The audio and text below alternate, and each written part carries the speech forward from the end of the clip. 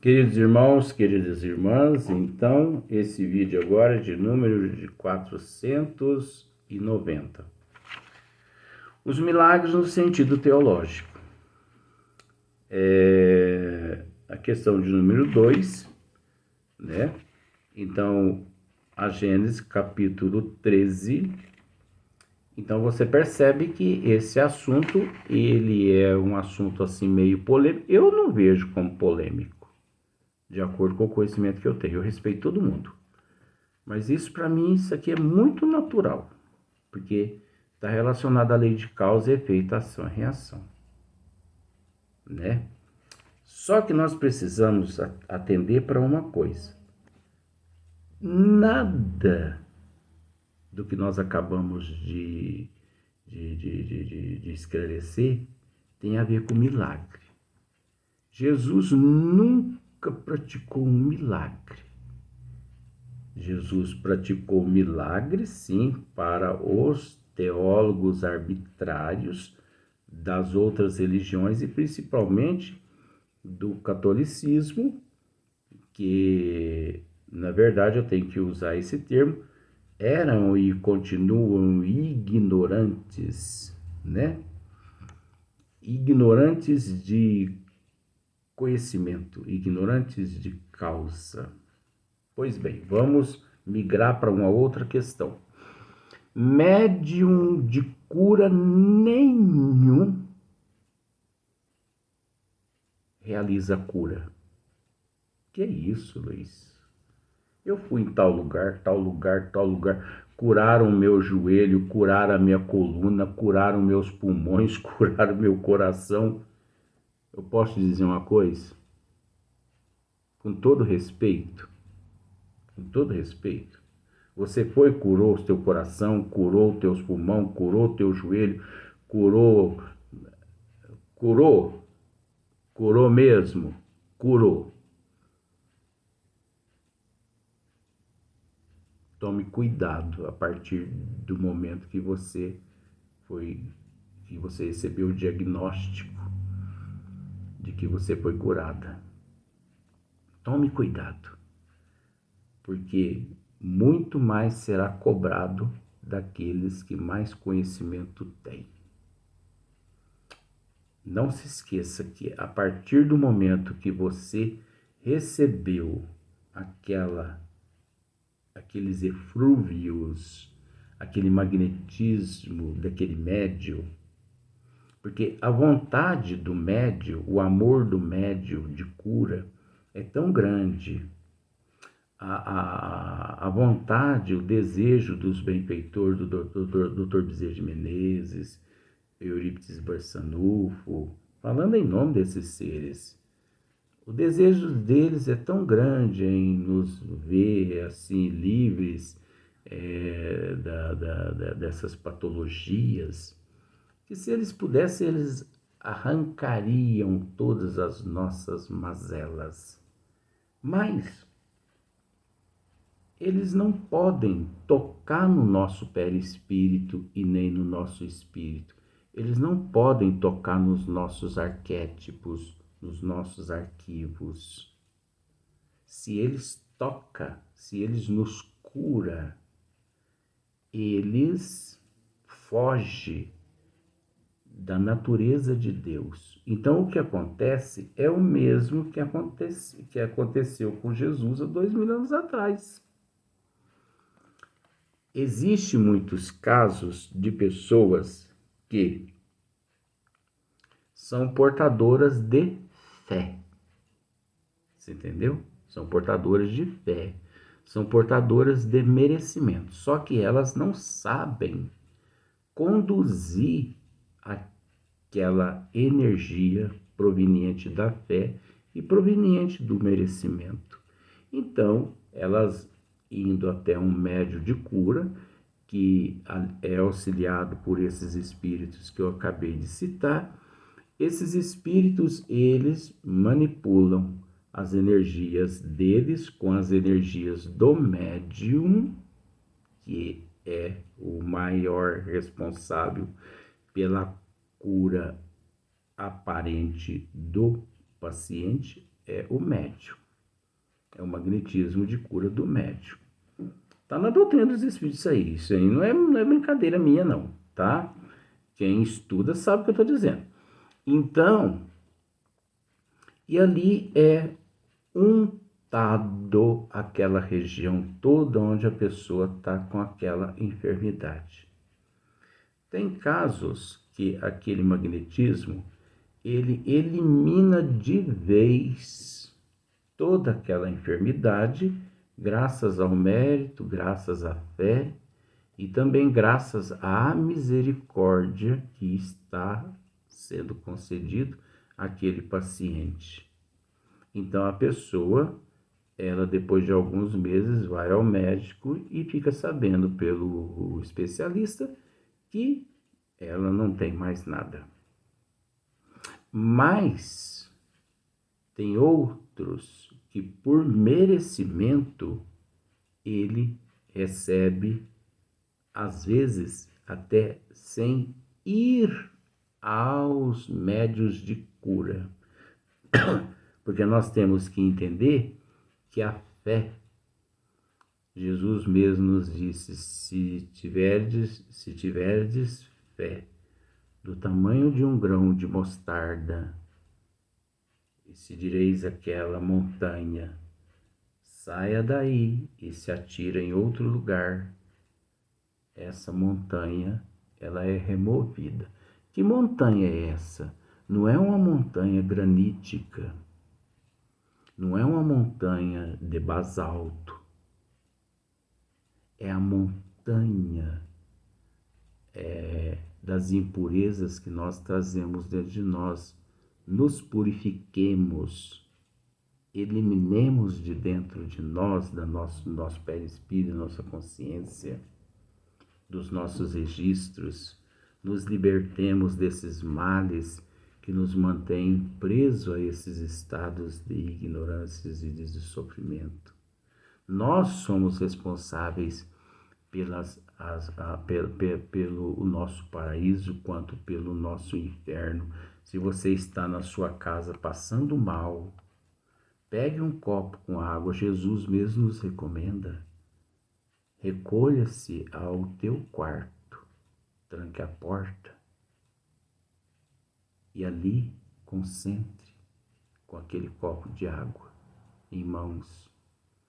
Rogue a Deus e a Jesus, a nossa Mãe Maria Santíssima, Nossa Senhora, que naquele instante eflúvios medicamentosos são colocados naquela água e você, ao fazer o uso daquela água depois de uma oração fervorosa e de uma transformação moral, de caráter, mudança de atitudes, você vai se sentir assim, revigorado ou revigorada. Sem a necessidade de você ir numa casa espírita.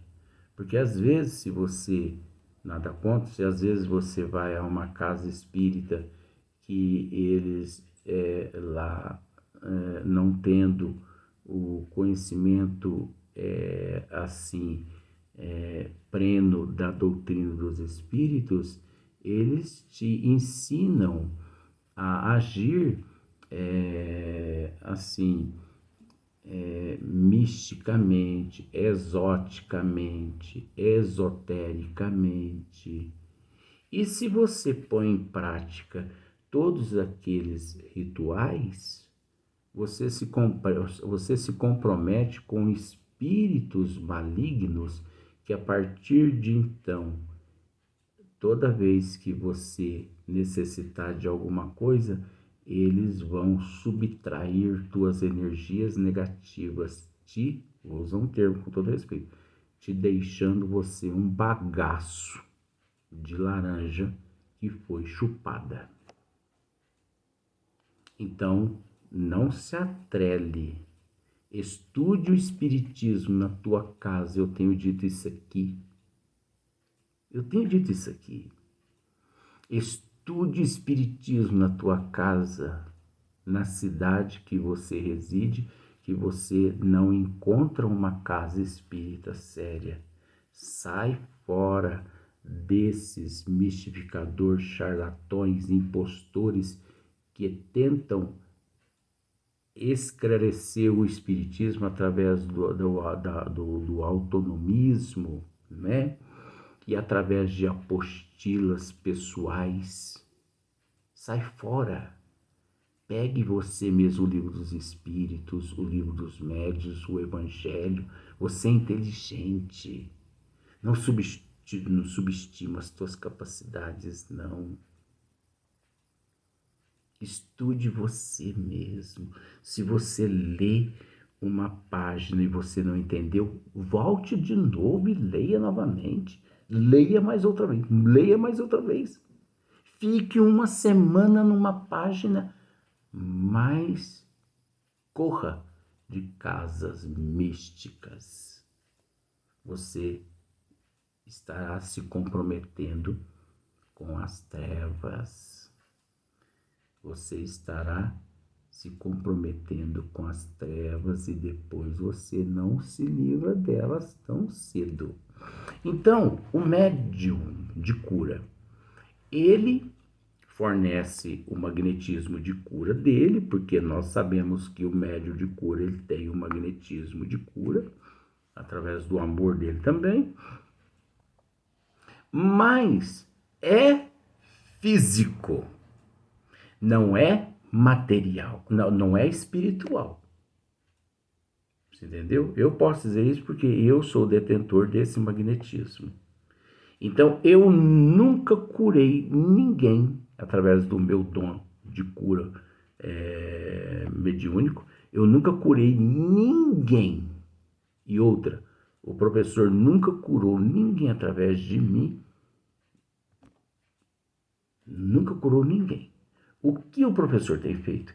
Ele tem pegado o magnetismo de cura meu, manipulado com o magnetismo dele, e tem untado a pessoa.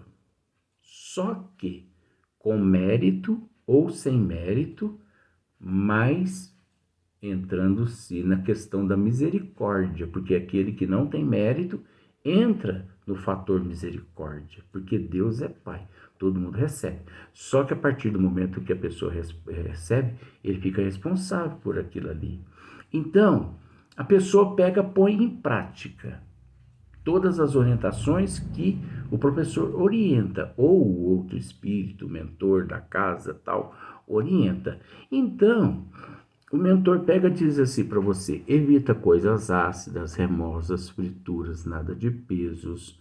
Então, tem uma vida assim mais light, mais diet, né? E caminhada, exercício, se alimenta corretamente, tome bastante água. Então você observa que isso aí é uma mudança. O Espírito está ditando a você uma mudança que você não precisaria nem de ouvir isso de um Espírito. Você mesmo deveria saber disso, mas já que você recebeu essa orientação, você põe em prática. Então, a tua prática mais os eflúvios divinos que você recebeu, vai surtir efeito no teu perispírito, onde encontra-se a transformação moral, a mudança de hábito, de comportamento, de atitude. Então você já vai diminuir a cerveja, o cigarro, vai diminuir muitas outras coisinhas na tua vida que eu não vou citar agora, porque nós estamos em processo de evolução. Então não é fácil mesmo, a gente entende, né? Então de repente você se vê curada. Ai, foi o professor que me curou. Foi o Luiz Antônio que me curou. Não foi Luiz Antônio, não foi professor, não. O Luiz Antônio médium forneceu o magnetismo de cura ao professor. O professor untou você, mas você realizou um trabalho de disciplina na tua vida. Um trabalho de disciplina. Você fez por onde? Porque se você não tivesse feito por onde, você não ia melhorar. Como eu conheço milhares de pessoas. Gente, eu me encontro na doutrina espírita, eu tenho moral para dizer isso. Se eu não tivesse moral, eu não estaria dizendo isso aqui. E isso me foi confiado, então eu tenho que dizer. Luiz, você está falando aos olhos dos ignorantes, a ciência faz milagres todos os dias? Estou falando até agora. E eu ainda vou falar muito mais, eu não vou calar a boca agora, porque tem muita coisa ainda. Então, muitas pessoas dizem assim, Luiz Antônio me curou, o professor me curou. Não, você que auto se curou. Até porque muitas pessoas já vieram e já me cramaram. Eu passei pelos tratamentos lá e não resolveu nada. O que aconteceu? Tudo bem. Vamos analisar vários fatores. A pessoa passa pelo tratamento lá no sábado à tarde, né? Então agora teve umas mudanças, então quem quiser agora tem que procurar orientações, porque teve umas mudanças nos dias de sábados lá agora, né? No entanto, começou na data de hoje. Então, a pessoa passa pelo tratamento lá, pelas orientações espirituais, no dia de sábado. Só que depois que ele sai de lá, ele já vai para o churrasco, ele já vai para a cerveja, ele já vai para a orgia, os botecos, para os bares, cigarro, intoxicar. Você entende que nós não temos nada com isso? Mas nós temos que orientar, porque a pessoa vai lá, ela vai em busca, não recebe. Nós temos o direito de orientá-la. Nós não estamos nos defendendo. Nós estamos orientando. Se você tivesse feito, quantas pessoas que fizeram corretamente e foram curadas. Aqui uns ajudam os outros. Então os médios de cura, eles são pontes que levam os indivíduos com mérito ou sem mérito a adquirir misericórdia divina e vir a conquistar. Os bons espíritos, professor Eurico Barçanuco, doutor Bezerra de Menezes, eles fazem de tudo pelo bem da humanidade. Mas a humanidade não se ajuda. Então, de certa forma, não vou dizer assim que parte o coração deles a forma como a humanidade se comporta, porque eles estão longe desses sentimentos negativos, né? Mas, para você ver que, fisicamente, eu, Luiz Antônio, médium, os meus fluidos, eu posso interferir no teu organismo físico, através do meu magnetismo. Só que eu não posso interferir no teu perispírito, e nem no teu espírito, e nem na tua programação reencarnatória. A não ser que eu tenha uma bagagem espiritual que me dê o direito de pedir uma intercessão por você. Mas são poucos os espíritos aqui na Terra que pode pedir intercessão, que pode interceder um pelos outros. São poucos espíritos, tá? Se você conhece alguns desses, com todo respeito, preze, valorize, porque são raros esses espíritos aqui na Terra. E esses espíritos aqui na Terra, eles são missionários escondidos nos corpos físicos. Então você observa que não é o Luiz Antônio que cura, não é Bezerra de Menezes, Eurico Barçanuco que cura, é o próprio paciente. É a mudança de hábito dele, de comportamento e de atitude. Aí veja bem, tem pessoas que nos procuram, tá? Recebe o tratamento perispiritual, porque o tratamento é realizado no perispírito. Pois bem, ele recebe o tratamento espiritual, mas depois de 15 dias ele desencarna. Aí as pessoas questionam, mas recebeu o tratamento e desencarnou, e aí, como é que fica? O tratamento é realizado no perispírito, gente, não é no corpo físico. E outra, o que ele recebeu no perispírito em vida física o ajuda no plano espiritual décadas e décadas lá que ele podia sofrer, ele não sofre por causa daquelas cirurgias perispirituais que ele recebeu. Tudo tem explicação. As pessoas é que não buscam se inteirar na doutrina dos espíritos. Você entendeu? Então, a doutrina dos espíritos, ela não pratica milagres. Ninguém pratica milagre, não existe milagres pelo fato das leis naturais, né, de Deus que rege a vida, que rege tudo. Tudo obedece-se às leis da natureza de Deus. Não foi Deus que nos enfermou. Não foi Jesus que nos enfermou.